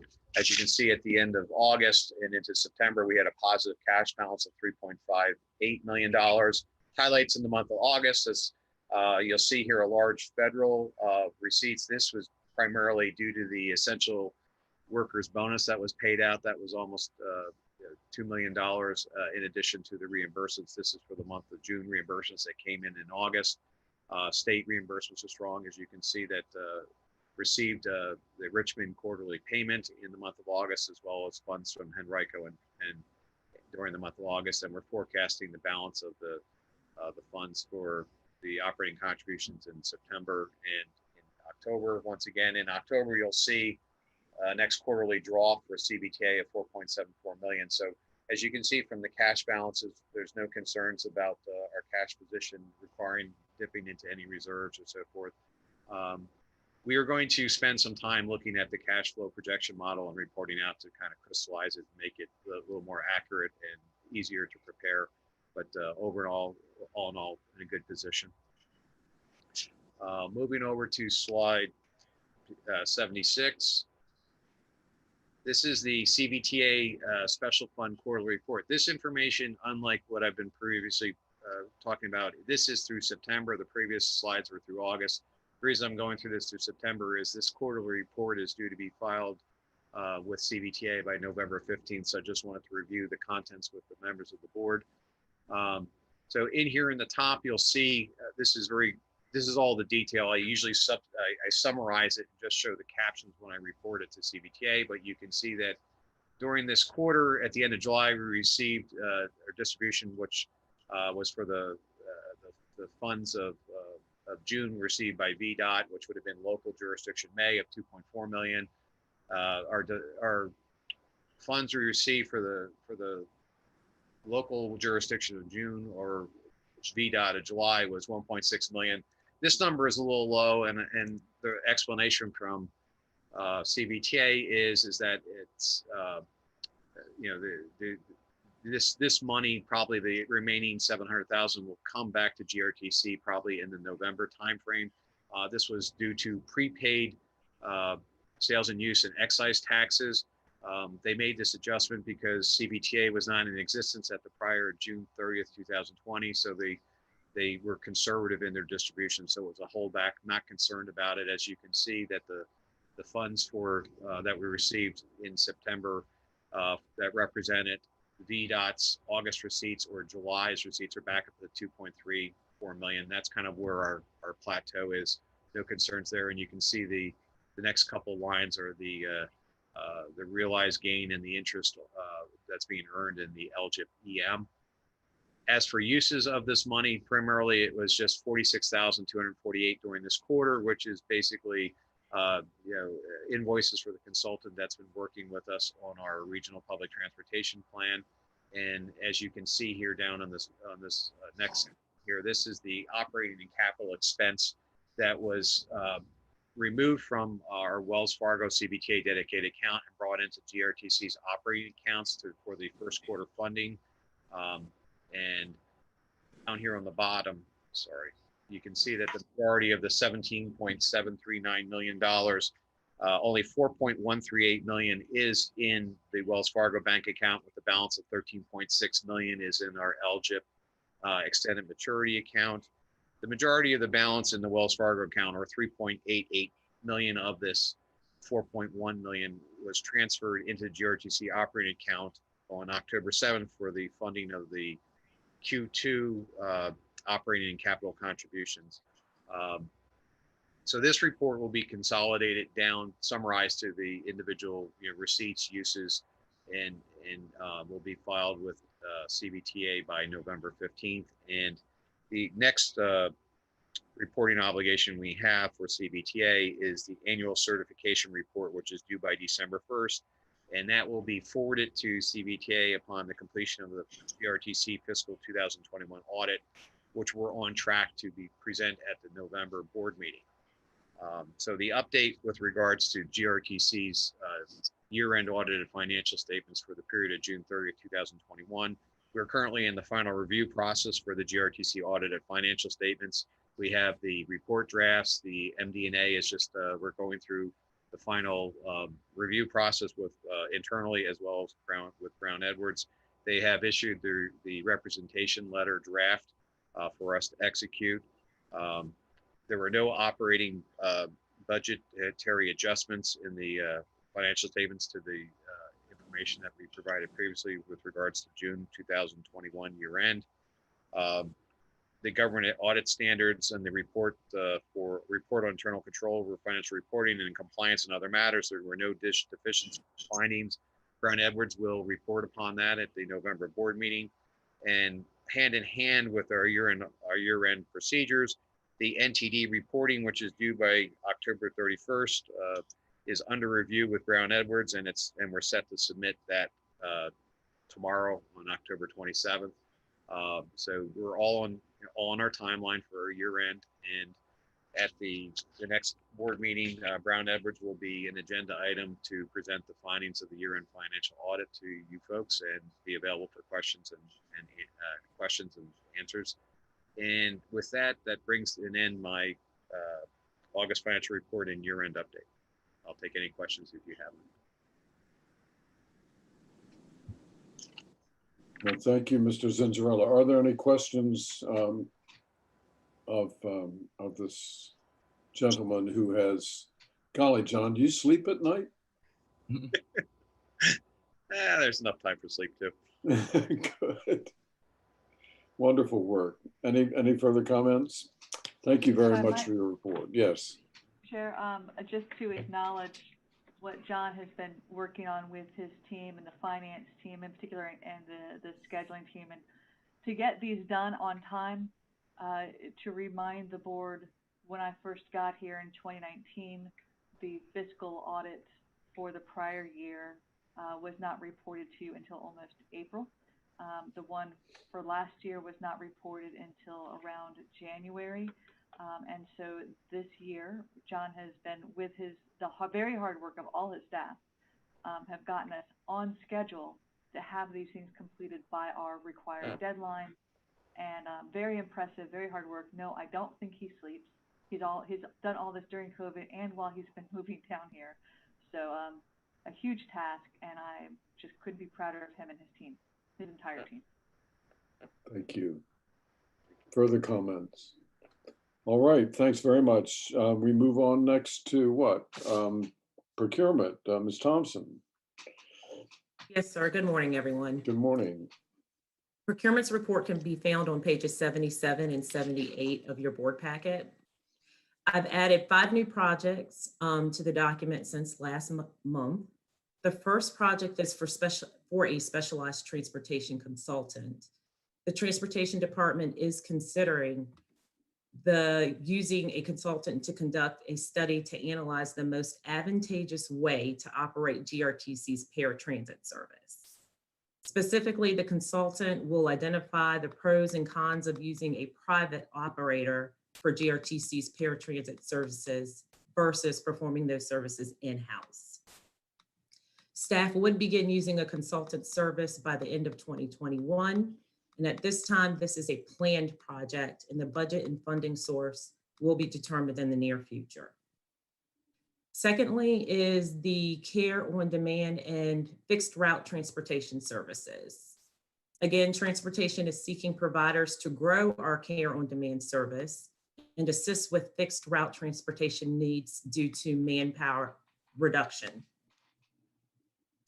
Our desire is to begin awarding contracts to qualified service providers the first part of 2022. And this again is a planned project and the budget is to be determined. Third on the list of new projects is portable restroom facilities. There are still limitations with the number of restroom facilities available to operators throughout the system, resulting in the need to continue using portable restrooms. This procurement will enable staff to evaluate pricing and provide us with more flexibility with changing restroom needs. This project is also in the planning phase, and we would like to award a contract towards the end of 2021 to get some more facilities out there in the system as soon as possible. Next is our now hiring media buys. GRTC continues to aggressively recruit new operators and mechanics, and because of the successful results from marketing efforts since August, staff would like to continue with media buys through the end of FY22. The budget for this is also to be determined, and marketing staff would like to bring an award recommendation to the board in November. And lastly is the on-call marketing services. Marketing is also seeking an on-call contract to assist our in-house team with photography, graphic design, videography, web design, and consulting services. This project is also in the planning stages and the budget and funding source will be determined. This concludes my update. Are there any questions? Thank you very much. Any questions? Thank you, Ms. Thompson. Thank you, sir. Mhm. All right, what do we got next here? Action items, suspension of advertising program. Yes, sir. Specifically, we have been watching the court cases across the country regarding advertising on transit buses. There have been recent federal court cases, including a recent case in the Supreme Court. I believe I called it a ruling, but actually it was a decision to not rule, but upholding prior court action against SEPTA, which is the Southeastern Pennsylvania Transit Authority. These cases, specifically the one with the Supreme Court as well, are impacting transit agencies' advertising policies across the country. GRTC has been in litigation over the application and interpretation of our policy for the last several years. Decision on that is pending. The rulings in the recent court cases suggest that it is highly prudent for GRTC to suspend our advertising program while we revisit our policy to ensure we are in compliance with these new rulings and that we do not open ourselves up to further litigation and associated court costs. So today's recommendation is that the board approve a suspension of all ads as we review our ad policy. This prevents any kind of consideration that we have any viewpoint or view bias or neutrality. It takes all that off the table. In the action, the staff will recommend a small amount of ARPA money. In the next action, staff will recommend a small amount of ARPA money to protect our adopted budget against this review period if necessary. However, I am hopeful that it will not be. So further, the revenues that GRTC receives from advertising overall are dramatically below what was generated at HRT, what is generated at HRT, and what's generated in Nashville. My two prior positions, HRT actually makes millions of dollars annually, as does Nashville, compared to our few hundred thousands of dollars annually in our advertising program. Since I arrived at GRTC, it has been my stated intention to reform our advertising and sponsorship program to greatly increase self-generated revenues to directly support GRTC's services and initiatives. So if the board does approve the suspension, while we are in a period of suspension due to these judicial and legal actions that we need to monitor, while we suspend the advertising program to review these policies, then we have a key opportunity to also reconsider our entire advertising program as a whole to better align the pricing and the benefits of that program and consider it against other sponsorship programs we have, including the Pulse. Further, we can do a full legal review as we advance the RAPs that promote GRT's reflection of our community values and our government protected speech, including RAPs such as the recent Freedom Constellations bus RAP. And we can consider the implications of this on the GRTC speech program to prevent conflicts with our ad policy. This is something that has come up several times over the past several months, and because of the current litigation and the current court case rulings and the several current ads that have come up with GRTC recently associated with political issues, as well as other issues regarding public service announcements that Bon Secours has wanted to put on that may have also violated our ad policy. This is the reason why this action is coming forward to the board at this time. With that, the recommendation is that the Board of Directors approve the temporary suspension of the GRTC vehicle advertising program while staff studies the impact of recent and pending court rulings on that policy. So to be specific, Julie, that means that that we book no new advertising. We are committed to some stuff that's already being displayed. Well, that is actually an excellent point. We would accept no new advertising. The advertising that we currently have on it, we would go through and look at each of those contracts and see which ones of those need to be also suspended while we look at the policy or removed. Our contract currently is with a advertising vendor. That contract with the advertising vendor does allow us to suspend services. The advertising vendor then also has contracts that they have put in place that they've signed with the advertisers, and we will look through those individually to see what is the impact of suspending those or what's the legal impact of maintaining them while we do this analysis. Right. So that hasn't been confirmed yet, but legal will help us through that. Thank you. All right, conversation on this. Any discussion? Yeah, go ahead. Yeah, go ahead, Ms. Coles. Yes, I want to know when is the contract up with the current advertising provider? I believe they're called Media Transit. Their current contract is I believe the renewal for the one-year option comes up in June, I believe. So you're asking to eliminate them entirely at this time? I'm asking for suspension of that contract at this time while we review our ad policy, as our contract with them does allow us to do that.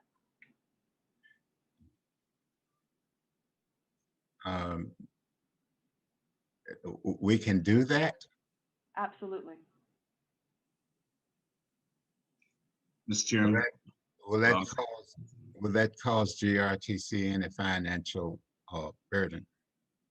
I don't believe so. I am talking with lawyers about that. I have been in conversations regarding what contract terms we would have to keep up with and what would not. Most of the contracts that the advertising company has with the advertisers, while there are some terms on those that suggest that we might need to keep the ads on, there's also terms that suggest that we wouldn't.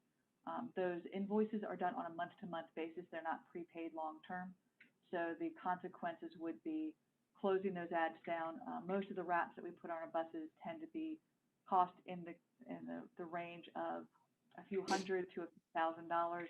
So if there is a cost to us of removing those ads premature to the advertising contract, the liability to us could be a few $1,000s for the cost of the wrap itself that was prepaid.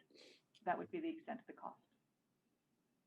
What is the current amount that the advertising bring in at this time? Currently, it's approximately, I believe it's about $35,000 a month net. That's after the 30% that goes to the broker. Correct. The advertising contract does take 30% of all revenue. But we net 33 about. We net approximately 65 to 70%. Which is 33,000 bucks. Yes, I'm sorry. Yes, I'm sorry. Correct. That's monthly. Yeah, and that actually is an increase than we have been getting historically since I got here. There is a new ad that we currently have on our buses that has doubled our revenue this past month. But prior to that one advertiser, our monthly revenue was half that. What's the monthly revenue from the Bon Secours VCU partnership on Pulse? Oh, I'm so sorry. I should have that information at my fingertips, and I do not. I might ask Carrie if she can, or Tanya, if they can, while we're talking, quickly look that up for us. But I apologize. I should have that at my fingertips. That is one where that sponsorship is one that we might need to leave on there for a longer period of time because of the advanced payment of that sponsorship. Mm-hmm. So things that have been advance paid, we would certainly honor that as opposed to returning the money. Things that are billed on a month-to-month basis is where we would really look to see whether or not we need to start eliminating those as we talk about the policy. And honestly, there's a strong potential that if we are able to come up with a legal review and a policy, we could be back and having this conversation next month or the month after or shortly thereafter, and the board will be able to make a recommendation on what advertising looks like in the future, whether we resume a similar model with an updated ad policy that addresses some of these issues, or whether or not we advance with a fully different sponsorship model that we're able to increase the revenues in that program. I believe looking at HRT and Nashville and other agencies across the country, we have not been maximizing our revenue in this program. Mr. Chairman? Yeah. Okay. Yeah. When it comes to these types of things, when we're dealing with legal matters, I try to sort of use the standard abundance of caution because it seems that, you can be held liable, on either side of the coin. And just turning to our attorney, is the feeling that making this particular move and this suspension, which is not a elimination, so that we can review, does this meet a, taking an abundance of caution standard, to make sure that we are not putting ourselves in a situation where our liability, where we would sort of face some crippling liability or, significant liability? Just wanted to get a feeling there. When Ms. Tim was considering this recommendation, my office did consult with her. She consulted us, and we believe it's a prudent move to take. And as she mentioned, we're also ready and available to answer any additional legal questions that may arise regarding individual contractual arrangements. All right, I appreciate that. That's what I needed. Are there Hey, any? Julie. Go ahead. Thanks, Eldridge. Julie, I think it would be fair, given that this is a public meeting, that maybe we get more context around what's going on around the country with transit agencies relative to concerns and suits and you know, all of that. I think we really need to hear a little more on that. Certainly. So I can tell you a little bit more about the ruling on the SEPTA ad in particular, which is the one that really, when that came out, I saw that on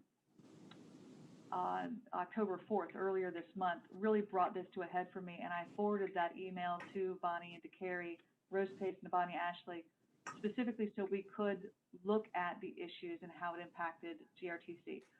So that Supreme Court ruling, which actually wasn't a ruling, was that they decided to not review a Third Circuit court ruling that about the Southeastern Pennsylvania Transit Authority's ban on political advertising, and the concern there that it ran afoul of the U.S. Constitution, and it represented an issue in free speech and discrimination. There is a lot of detail on that court case specifically. However, at the end of it, the rule was that they believed that the advertising policy was not detailed enough to be able to provide a description or a clear understanding of about what a political ad was. And so therefore it needed to be interpreted, and in doing so, it allowed too much room for discrimination. Bonnie, please let me know if I didn't capture that right. Currently, our policy that refuses political ads or bans political ads specifically says we don't allow political ads. There's no description and nothing around it. So I think the Supreme Court's allowing the Circuit Court's ruling to stand has a direct impact on our policy and the application of it. And we have had other ads that have come in recently that we have denied because they've been political in nature, which could potentially open us up to suits from those as well. At this time, because of that, it really led me to this recommendation that it would be prudent to suspend it, especially as we are in political season right now, so that we don't run afoul of these rules. We look at the policy, we make sure we have the proper policies in place, and while we're doing that, also look at the program overall. Bonnie, did I get that right as far as that court ruling? I think I got it right. Being a not lawyer, I think in a nutshell, the court's concern was that the prohibition on political advertisements could be applied arbitrarily, no matter how well reasoned the person making the decision thought that decision was. The court looked at some ads that were allowed, some ads that were not allowed, listened to the reasoning behind it, and determined that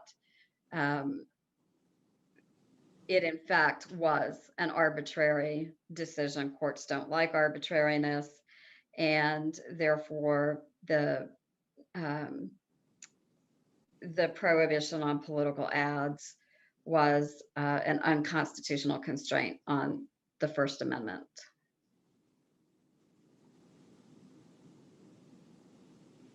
Okay, other comments, conversations? Eldridge, are you trying to say something? Yes. Are there any ads out there now that GRTC have pre-approved? And are we going to eliminate those that we've already pre-approved? And is there any liability from Bonnie facing us that we break that contract? I think she said that the contract was, just so I'm clear, you said that our contract allows us to suspend. Our contract with the advertising vendor specifically allows us to suspend that contract. There are agreements in place between that vendor and advertisers for the runs, the span of runs. Some of those, for example, the advertising that are on our buses right now, and they have a certain duration that are billed out, and the revenue is paid monthly. There has been a question raised whether or not we can remove those, or we have them stay on our buses until they run their course, and we will be discussing that with legal and with our advertising revenue to make sure that we stay in compliance with anything that's contractually required of us. If it's not required of us, we will look to phase them out earlier if necessary. Possibly just leave them there until they run their course is more likely.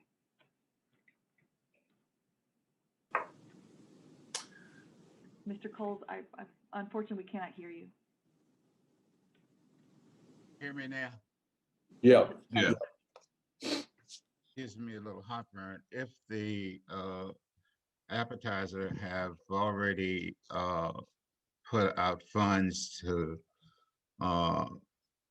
for this advertisement to run, will we have to, is there any chance of GRTC having to compensate them for that? Yes, there is. But that amount of money is relatively minor compared to the court cost of litigation. And the next action we'll talk about request for use of ARPA money, a small amount to cover it just in case that is required. For example, if someone runs a 3-month ad for a full bus wrap, then the upfront cost would be the cost that wrap comes out of it. It's about $5,000. If it's already been on the bus for 2 months, we would look, for example, to possibly prorate that cost, or we would let it run for the additional month. But no, it should, the cost to GRTC to eliminate these ads would be relatively minimal or non-existent. The biggest loss to us would be the monthly advertising revenue that would impact our budget. And again, my next recommendation after this would be to use either our ongoing favorable budget, which I know you just heard is will be returning to us shortly, or to use ARPA money. That's my actual recommendation to cover this until we can come back and re-implement an advertising program that is stronger and provides more money to GRTC and our services than the one that we have historically had. Julie, how quickly will we, I think we need to be relatively, for the sake of revenue generation, and we certainly want to watch ourselves. We don't want to create any more liability, but how quickly should we expect to come up with a policy that we feel like is reasonable? We're in very dynamic times these days, and different topics become very prominent in terms of, you know, communication and PR and liability that associated with it. You know, I'm concerned that we'll get stuck because we're waiting for the next shoe to drop, and I don't want this to take a long time. We need to be, I think, urgent around determining what our future advertising policies are going to be. Absolutely. Originally, before the Supreme Court case had come up, I had hoped to come to the board with a plan in December. With everything else that's going on, I suspect that I won't have a plan in place until probably January or February to come to you with. But this is not a long haul suspension. This is something that I hope to turn around in the next several months. Okay. One other comment relative to our current partner. I believe our Media Transit has been with us for a long, long time. And, you know, I just want to make sure that as a longtime partner, we are handling them in the most respectful way we can around this topic. You know, I think that is important just for our own reputation. I understand the concern around where we're going with this and that we may need to suspend advertising, but at the same time, I want to handle that long-term relationship in a very respectful way, the best we can anyway. Absolutely, and that's last week when we started talking about this internally, and before I started talking with the legal about it, and I was talking with Carrie, we did set up a meeting to talk specifically with that vendor this afternoon. It has been on the calendar since last week, so that we could address this with them and go through the details of it. All right, any further thoughts or conversation here? Call for the question, Mr. Chairman. All right, could I have a motion? We don't have the motion yet, do we? Yeah, how about a motion, George? Okay, can you read the recommendation? That the Board of Directors approve the suspension of the GRTC vehicle advertising program while staff studies the impacts of recent and pending court rulings. So Is moved. this immediately? I think it means immediately, yes. So moved. Well, I mean, immediately, means things that can happen immediately, things that carry on are negotiated, you know. All right, second. Is there a second? Second. All right, it's been moved and seconded that we approve this recommendation. Is there any further conversation? Can I add an addendum that we do set a time frame that we need to come back to the board with a recommendation within this motion? What would you like to do? Well, I think I'll go with Julie's expectation. And again, we can readdress it if we find we have other issues to work through, but I want to keep a sense of urgency around this topic because this is a revenue source. I think we can greatly enhance it, and I'm sure Julie believes that as well. But I'd like to make sure that we're really urgent about how we address this and not let it linger too long. So I'd like to say by the January board meeting, we'll have a recommendation or at least an update to indicate this is where we are and maybe the next month. But I'd like January to have at least this addressed with hopefully a recommendation. All right, so I'll accept that as a. All right, so, and as I understand that is a report back in January with the possible recommendation at that point. Yes. No later than January. No later than January. All right, is there a second person accepted that too? Who was second? All right. Yeah, accepted. Any further comment? All in favor say aye. Aye. Aye. All opposed? Abstain. Okay. Thank you. Mr. Chairman, yes. As that's mentioned, I have a hard stop today. Unfortunately, got to pay the bills. So I'll be leaving it. Are you off? Yeah, all right. Thank you, George. All right. All right, so our next, all right, take care. Our next item is budget amendment for designated uses of federal COVID relief funding. I think I moved my screen over, so I'll be talking to the side. Thank you. So we have been in the recipient of a significant number of dollars for COVID federal relief to support our operations, beginning as early as March of 2020 with the CARES Act. We immediately put those monies to work in the FY20 budget and the FY21 budget. We are now in the FY22 budget and have since that time also received CRRSA and ARPA money to the tune of $33 million. This is an update about where that money has been allocated and spent for the FY22 budget specifically, and some recommendations for use of those dollars in FY22, but also given an overview of some of the remaining funds on possible paths of use of that money as we continue to make intentional choices in how that money is used.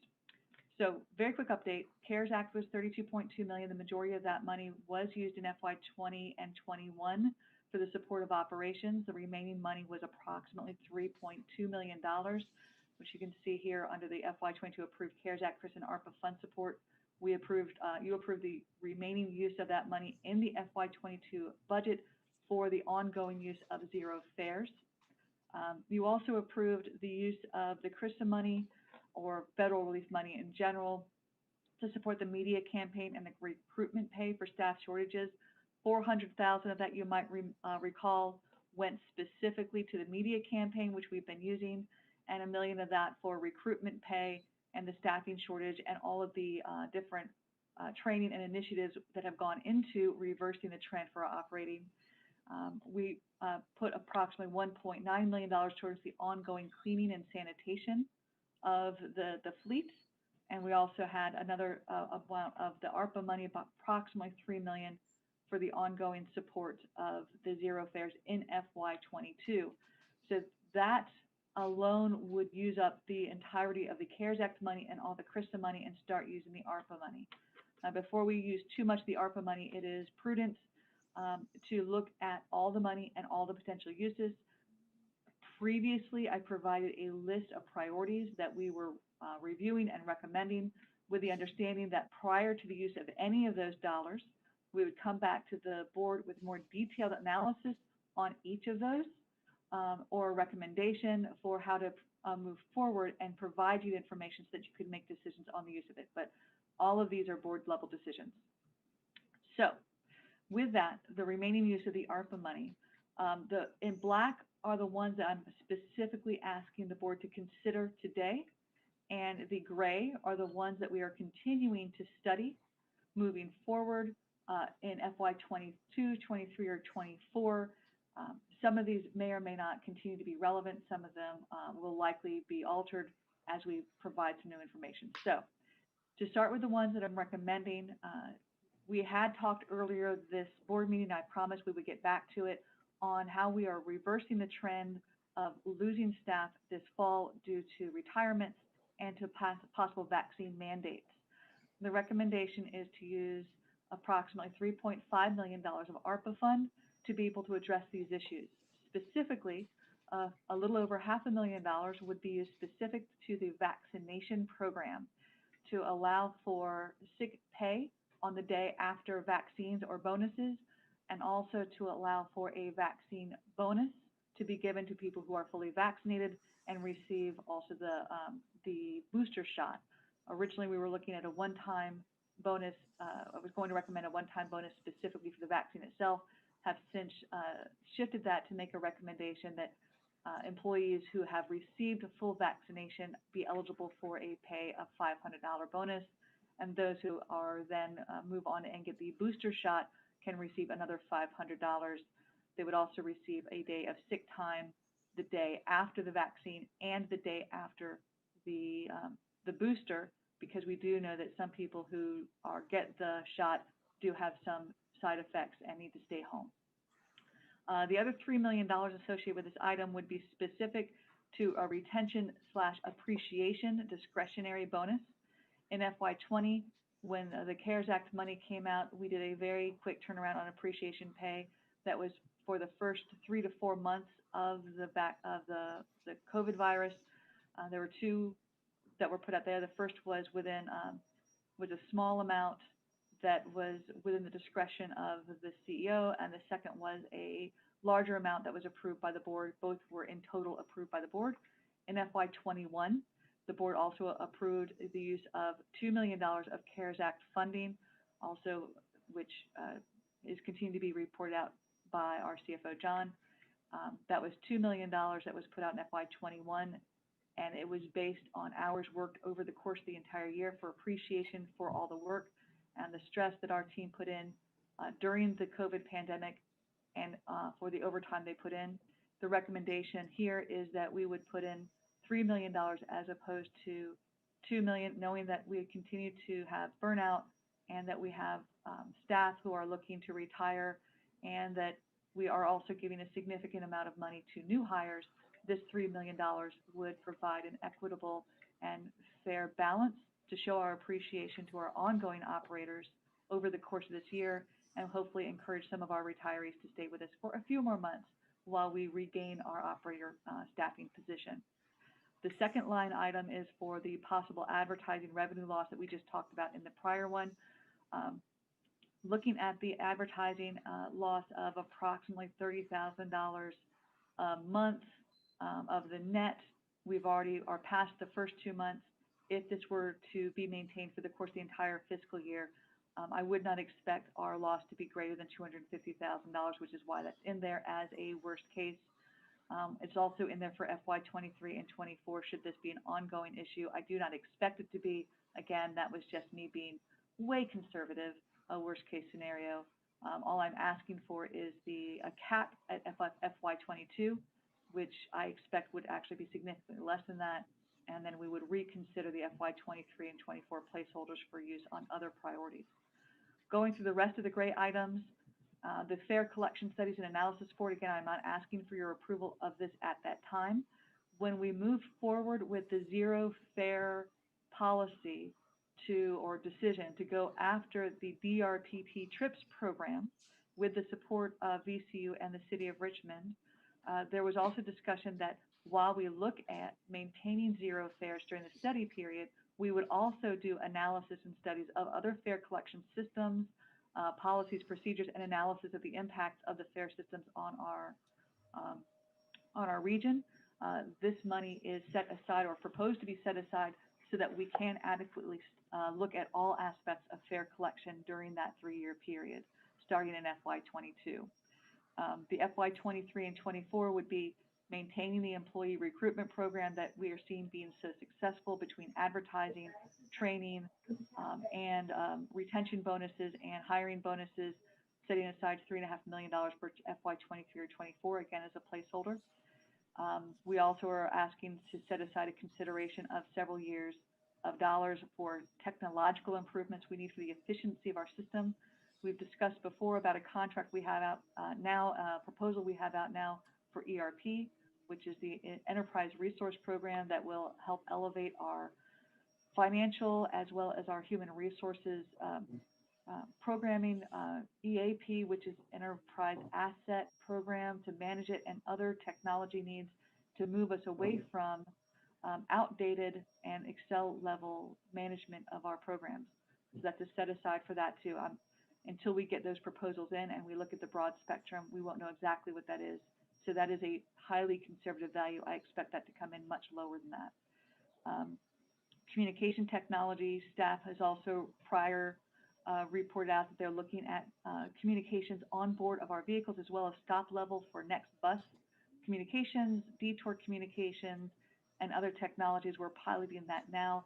This would be a set aside to allow us to provide that level of communication, not just on our buses, but at all of our shelters and our bus stops potentially. We also had a presentation a couple months ago on our bench, shelter, and pad program, where we staff acknowledged that a lot of the costs to put out benches and shelters across our region is limited by our ability to make them ADA accessible and put down pads and connections over ditches, stormwater swales, and connect to sidewalks. This money would allow us to address those issues and move forward in partnership with our local jurisdictions. We also discussed with our CVTA funding that we would commit to doing regional pilots of micro-mobility and on-demand transit to support the needs of our entire region to connect into the transit system. This is a set aside for that. And I've talked with the board in prior years about a consumer wellness health plan, an HSA plan, that would not only reduce the costs to the agency, but also put more wealth and health into the hands of our employees. This would be a set aside to advance that program. So I'm not asking for approval of any of these grays. We might find that there are new priorities or different priorities that will change these gray items, but I did not want to ask you to approve further spending on ARPA without a bigger picture understanding of the use of the money for the retention policy and the advertising law, so you can have a context around this recommended decision. With that, the recommended decision is to review the use of the CRISA and the CARES Act money to date for FY22 budget, and to approve the use of the ARPA money for the retention vaccine bonus, as well as the possible advertising revenue loss in this fiscal year. And with that, Mr. Chair, concludes the report, and I am available for questions, and I believe that I have staff also available to answer questions if you want details on any of these projects. Okay, thank you. Questions and conversation on this proposal. What the specific approval we're looking for is for the 2 new items here. Yes, sir. Which is the retention vaccine pay, retention bonus and vaccine bonus, and the a potential advertising revenue loss up to $250. Yes, sir. And what else you got? Folks want to talk about this? Is there, is this for all employees, the retention bonus? Yes, sir. The retention bonus would be eligible for all employees, would be eligible for it. At this time, I would expect to continue to watch our staffing, and it would not be unlikely that it would be put out exactly as we did in FY21, where it would be based on hours worked and the critical and essential nature of different staff and their and how often they've come into work and faced the risks of COVID in person. And also, is the bonus before taxes or after tax? It is after taxes, and that is why the bonus is so high. Last year, the bonus amount was $2 million in total, is what the board approved. What actually went out to employees was less than that because we do have requirements for payroll taxes as well as contributions to the pension program. So when people receive that pay, they also receive the corresponding employer contribution to the pension if they were part of the collective bargaining unit. Further discussion? Would someone like to move this?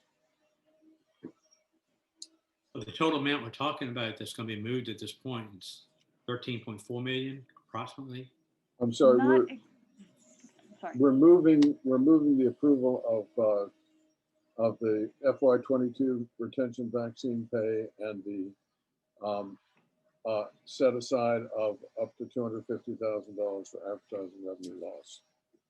And that is, Mr. Smith, what the new ask is. The other items on there are confirmation that you've already approved the use of that in the FY22 budget through the adoption of that. And just to clarify, to make sure that I believe that everything is kosher and that we did that, but I want to make sure that as you make decisions on relief dollars, you do it in context of the big picture. So we would have, though, just make sure I understand this, the total initially, the first three items listed federal relief funding is approximately $65 million. With this motion, we will look at relieving or taking away from that amount approximately 13.4. The remaining items are yet to be approved by the board to be used at some point, either yes or no. Am I understanding this correctly? If I might, so when you add up all of these that I'm circling, yes, that is 13 million. But the first four, the 3.2 for the CARES Act Zero Fund, yeah, those are already pre-approved. That was just confirming that that is part of your approved FY22 adopted budget. The only new would be approximately 3.7. Okay. At some point in time, we would look at the remainder of the relief funding, the total, which would be $51 million. Yeah, we haven't approved that yet, and that's all she's doing is laying out what she's thinking of at the moment on it, and we do have to look at that as we go forward. Okay, so the motion. Might add to that, Mr. Chairman, I think that if you also look at what our local partners and the jurisdictions are doing as well, is that they are also being very intentional in their decision making around this. Many of them are still in public hearings and getting public involvement over how this money is spent to make sure that it is in the best interest. And I believe that doing it this way also allows us to have those same conversations.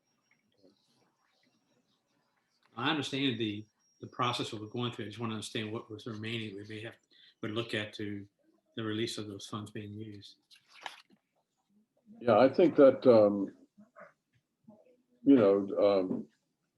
million unexpended is not small change, and that's a real opportunity, and we need to really make sure we're doing some of the best things we can there. That's further good further discussion. But how about approving the recommendation here? Would someone move this? I make the move. Okay, so Danny moved, Gary seconded, right, Gary? Sure. Thank you. It's been moved and seconded that we approve this recommendation, which endorses what's already been approved, 4 items, and adds to them the retention vaccine pay and up to $250,000 to replace advertising loss. Any further conversation? All in favor say aye. Aye. Aye. All opposed? The motion carries. Thank you very much, Ms. Tim. Thank you, sir. I need to check and see if I was on mute. I pressed the wrong button here. So for the CEO's report, Mr. Chairman, members of the board, if I can bring my report up here. Okay, sorry about that. Mostly my report today is regarding the vaccine mandate. We have been watching for that for many, many weeks. We understand that OSHA and Occupational Safety and Health Administration and Dole Department of Labor and Industry have advanced their recommendations for the vaccine mandate to the federal leadership and that it is possible we might see those recommendations in the next week or two. However, there is no assurance. It might still take several more weeks or months before we do see that. In preparation for the new rule, also in advance of fall and winter holidays, where we know from last year that we did see a spike in COVID level infections, and where we expect that we might see that again this year as people gather inside for their holiday feasts. GRTC is planning to announce our vaccine mandate today, and that it will be effective as of November 24th, the day before Thanksgiving. For most job functions at GRTC, exemptions from the vaccine mandate and associated reasonable accommodations for exempted staff would create an undue hardship for GRTC, and they would pose a direct threat to the health and safety of others in the workplace and to the employee. GRTC has determined that no safety protocol other than vaccination is adequate given the public nature of GRTC service and the job conditions of our essential employees. Current workplace requirements established by the Department of Labor and Industry place added burden on GRTC to maintain sanitation and social distancing in common areas used by staff, particularly so long as the area is used by unvaccinated staff. Under the new rules, GRT is expected to be required to confirm weekly negative COVID tests, the federal rules, for all unvaccinated staff prior to their reporting to job duties each week. Under these restrictions, GRTC cannot reopen the operator break room and rest areas without incurring the risk and expense to monitor and clean those common areas after every use. Added human resources staff would be required to manage and review the weekly COVID tests, possibly even pay for the weekly COVID tests, to determine every day which staff is eligible to return to work and to go into service. Added burden would also be placed on our finance staff to manage pay differentials for staff who are put on unpaid leave after delayed or positive test results. Weekly management of these test results would create challenges in maintaining HIPAA privacy protections, as individuals being monitored would be required to check in and would be sent home if their tests were not returned or returned positive. This will result in unpredictable and significant disruptions in service and essential job functions. Now, GRTC is considering every job classification to determine if there are any functions that could be reasonably accommodated under a medical or religious exemption through 100% telework or through unpaid leave until such a time exists that the public threat of COVID is lessened to the point where federal, state, and local mandates are significantly lessened or repealed. However, this would certainly exclude our essential on-site employees and our entire management team. The effective functioning of GRTC as a mobility service provider with highly cross-functional interdepartmental teams requires all staff to be able to work within the office environment. GRTC is committed to a good faith interactive process to determine if an accommodation is possible, but all staff should be aware that if such an accommodation creates an undue hardship, the deadline for full vaccination on November 24th will not be waived. This means anyone not getting the Pfizer or Moderna vaccine anyone getting it will need to get their first shot by November 2nd or risk suspension or termination. So that's the serious side. On the flip side, and I'm very thankful for this, per the board's action today, employees will be provided release with pay from their scheduled work time after their vaccinations and their booster vaccinations, equivalent to their normally scheduled duties, and that accounts for the possible feelings of illness that people report after getting these vaccinations. Alternately, employees who do not feel ill will receive that as a payout. Further, upon proof of full vaccination, employees will receive a bonus of $500, and upon proof of the first vaccine booster, employees will receive another $500. Should OSHA or DOLE rules require any updates to the policy, we will work closely and quickly with our team to enact those rules and make any necessary changes.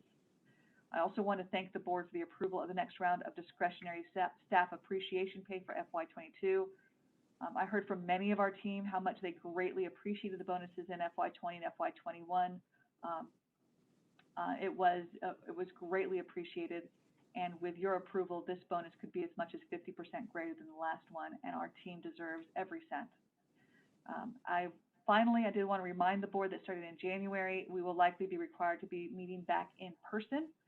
We are looking for the venue. I believe that if we do have a larger board or larger board attendance, we will no longer be able to meet here on site, and I do have a possible location off-site in the Richmond region that would be able to accommodate us and any of the public. So, Mr. Chairman, members of the board, if there are any questions, that concludes the CEO's report for September. Did you say that people have to have will have to have their first vaccination by the 2nd of November, which is next Tuesday? In order, unless they take the Johnson & Johnson. Okay. All right. Thank you for that, Ms. Tim. Just to clarify, staff has been notified that this mandate was coming for the past probably over a month. Some have actually already started the process of getting their vaccination, so this will not be a surprise to anyone. Right. All right. My comment is I'm really happy to see the chance for the break rooms and the communal facilities at GRTC opening up again, because a lot of this work is about having a community to work from, and the loss of that is a real loss to folks who serve in GRTC. Yeah, Eldridge. Yeah, is this vaccine bonus, is that taxable? I would have to ask my my CFO, but I believe that it is not only taxable, but it would be unless we were to give it out as like a Walmart gift card, it is taxable, and it would also have pension and other types of after wage salary, which is why the request that I made for that was approximately $500,000 and some odd to account for the employer paid wages and the pension requirements. But yes, there would be employee taxes and other withholdings required. Okay, my only report is I'm grateful for the very careful work on the constrictions to service. You know, I don't know who's listening here, but I would like to say that it is my personal commitment and the commitment of GRTC that every person who has necessary transportation service through GRTC be served, regardless of what we have to do to make sure that happens. So I think you've seen the outline here. If we have to reduce frequency on some lines, if we have to, you know, cut a couple hours at the beginning of the day or after the day, we want to make sure that nobody is left standing at a bus stop. And that is really, really our commitment. It needs to be a commitment that's clear, and the people who are dealing with telephone calls as well, that we're going to do our best to make sure that this is a reliable service. And what we're doing right now in trying to do a little bit of planned limitation on frequency is to make sure that we don't keep having unplanned situations where people end up standing at bus stops for buses that never come. And I really appreciate the careful work everybody's doing on this, and it has to continue in terms of response to requests or phone calls, and to the final detailing of the current December proposals. And that's what I've got. Any further comments? Just to stress the importance of communication to the riders so that they're not left, that they are aware. I mean, that's the key to it, I think. Thank you. Thank you. All right. Well, if there are no further comments for the good and welfare of this body, I will declare this meeting of the Board of Directors of GRTC adjourned. Thank you very much, everybody. Thank you, Ben.